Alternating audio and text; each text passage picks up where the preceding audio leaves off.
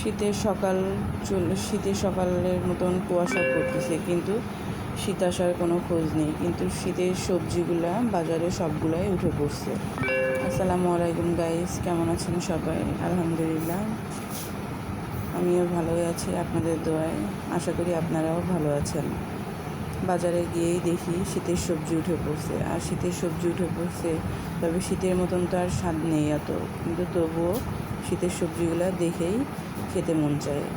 এই কারণে আজকে আপনাদের সাথে একটা শীতের সবজির রেসিপি দিয়ে দিলাম। দেখতে থাকেন আমার বড় বোনের হাতের শীতের সবজি। সে অনেক টেস্টেবল একটা সবজি রান্না করে। তার হাতের সব রান্নাই অতুলনীয়, তার হাতের রান্না কোনো তুলনাই হয় না। তাই আজকে সে মিক্সার সবজি একটা রান্না করছে, তাই আপনাদের সাথে আমি শেয়ার করলাম।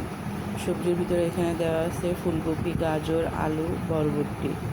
এগুলো আমি সবগুলো ছোটো ছোটো করে কেটে মরিচ দিয়ে ভাপ দিয়ে নিব। দেখতেই পাচ্ছেন যে কেমনভাবে একবারে উঠাই দেওয়া হয়েছে। এখানে হালকা পরিমাণ পানি আর লবণ আর আপনার কাঁচামরিচ অ্যাড করা হয়েছে, আর এখানে সামান্য পরিমাণ একটু জিরা বাটা দেওয়া লাগলো। এখন এগুলো আমি ভালোভাবে নাড়াচাড়া করেই এটা ভাপ দিয়ে নেব। কেমনভাবে ভাপ দিয়ে নিচ্ছি দেখতে পাবেন আপনারা। ফুলভাবে সিদ্ধ করা যাবে না, আপনার 4 ভাগে 3 ভাগ সিদ্ধ করা লাগবে, আর 1 ভাগ শক্ত হয়ে থাকবে। এই যে নাড়াচাড়া করেই আমি ঢাকনা দিয়ে ঢেকে দিব।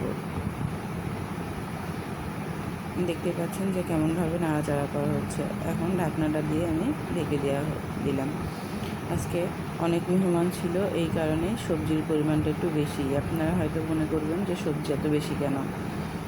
এই যে সবজিটা আমার ভাপ দেওয়া হয়ে গেছে। আমি এখন এটা নামাই নিয়ে তেল দিয়ে আর মরিচ দিয়ে আপনার তেল দিব। আমার সবজিটা রান্না শেষ। কেমন হয়েছে আপনারা বলে যাবেন। আর আপনারা শীতের সবজি কে কেমনভাবে রান্না করেন আমাকে কমেন্টে জানায়েন। আজকের ভিডিও এখানেই শেষ করলাম। আগামী কোনো ভিডিওতে দেখা হবে। ভালো থাকেন, সুস্থ থাকেন। আল্লাহ হাফিজ।